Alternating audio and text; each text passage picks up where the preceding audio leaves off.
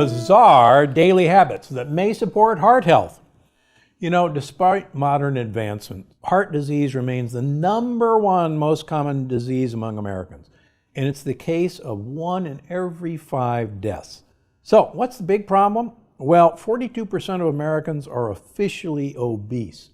As I say, fat in your gut, you're out of luck. So belly fat contributes directly to heart health, as I explain in all of my books, and I'm going to spend even more time in the upcoming book. But it releases bacteria and bacterial particles into your bloodstream, and that sets up inflammation. Heart disease is not a problem of cholesterol. Heart disease is a problem of inflammation in blood vessels. Most people don't realize that statin drugs don't work by lowering your cholesterol. Statin drugs work by lowering the inflammation in your blood vessels. But there's lots of other easy ways to do it. So let's start with #1. Eat walnuts. First of all, fat does not make you fat. Not only does fat not make you fat, but fats in the form of walnuts or in olive oil actually benefit heart health. Walnuts are also a great source of a funny chemical called polyamines. I've written extensively about polyamines that have been shown to increase your overall health, your health span, and longevity. Now, one of the miracle fats in walnuts is actually a short chain omega-3 fat called alpha-linolenic acid, abbreviated ALA. And I promise there won't be a test. ALA has been shown in numerous studies, including this one, but also in the Lyon Heart Diet study, to dramatically lessen the incidence of coronary artery disease in people who have coronary artery disease. ALA is present in walnuts, it's present in flax seeds, it's present in organic canola oil, but it's present in my favorite oil for ALA, perilla oil. So any way you can get ALA into your diet, including walnuts, that's what to do. Now, alpha-linolenic acid is an essential fatty acid. What does that mean? It means we don't manufacture it, but we have to have it to properly function cell membranes and mitochondrial membranes. So get yourself some more alpha-linolenic acid, ALA, and one of the easiest ways to get it is have a handful of walnuts every day. All right, #2, take a shot of extra virgin olive oil. Now, there are multiple studies showing the benefit of extra virgin olive oil. Extra virgin olive oil is a great way of getting polyphenols into your system. Polyphenols actually interact extremely well with blood vessels. And in fact, I've written several papers showing the benefit of polyphenols on arterial health, on stickiness of blood vessels, and in allowing blood vessel flexibility. There's a saying in longevity that you are only as young as your blood vessels are flexible. And so polyphenols, particularly in olive oil, are one of the great ways to do it. Multiple areas of the blue zones, for instance, in Crete, Italy, in Sardinia, and even in Acciaroli, south of Naples, all use about 1 liter of olive oil per week. Now, they even have olive oil soup in Crete. There's some fantastic polyphenols in olive oil. One of the best is hydroxytyrosol. It's a powerful polyphenol that can have huge beneficial heart health benefits. I actually performed a science experiment showing this right here on my YouTube channel. Check it out. It's incredibly eye-opening. And once again, fat is not your enemy. So, I recommend everyone should try to consume about 1 liter of olive oil per week, like they do in Crete. But to make it easy, have a shot of olive oil every day. Bring olive oil to the table. Pour it on your meats, your chicken, your fish. Pour it on your vegetables. Pour it on your ice cream. #3, now this one sounds like almost a non-starter, but bear with me. Swallow a whole clove of garlic. Now, there's a compound in raw garlic called allicin. chronic oral administration of allicin lowered blood pressure in hypertensive rats. If you cook garlic, it's inactivated. Sorry about that. So swallow it whole or use aged garlic extracts. Now, garlic is actually well known as being great for your immune health. Now, since you're swallowing garlic whole, you won't get that potent garlic breath. So it's a win-win. So how do you do it? Just peel the clove of garlic. I personally like to roll it in olive oil, pop it in your mouth and swallow it. The olive oil makes it slippery and it goes right on down. Number 4, your microbiome, your gut, begins at your mouth.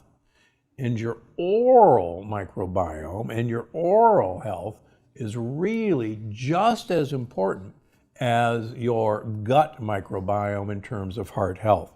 Heart disease begins in the mouth and gums. Bacteria get through your mouth, through your gums, into your bloodstream, and actually begin to affect the blood vessels in your heart. In fact, people with gum disease have 2 to 3 times the risk of having a heart attack, stroke, or other serious cardiovascular event. Believe it or not, when I'm doing surgery and we've actually looked at the plaque that we take out of people when we do bypass surgery, these plaques have been shown to contain oral bacteria. And how they get in there? It came from your mouth. So the benefits of brushing and flossing go way beyond fresh breath.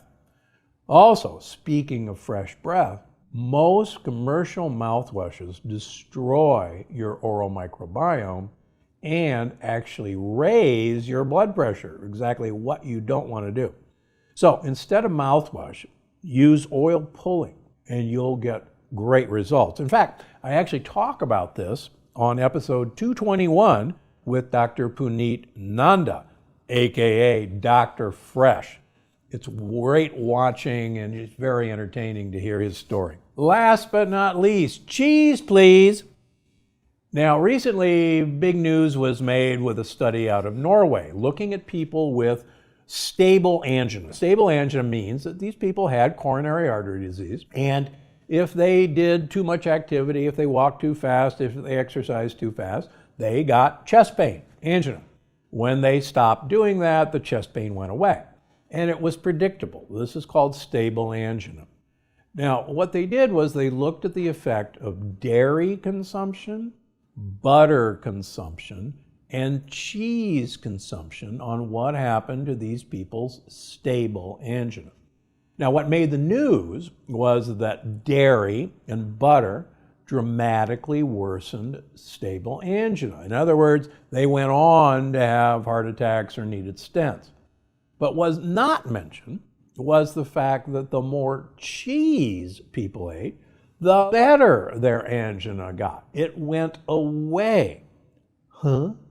Well, I've written extensively about this in Unlocking the Keto Code, and I'm going into it even more in the upcoming book.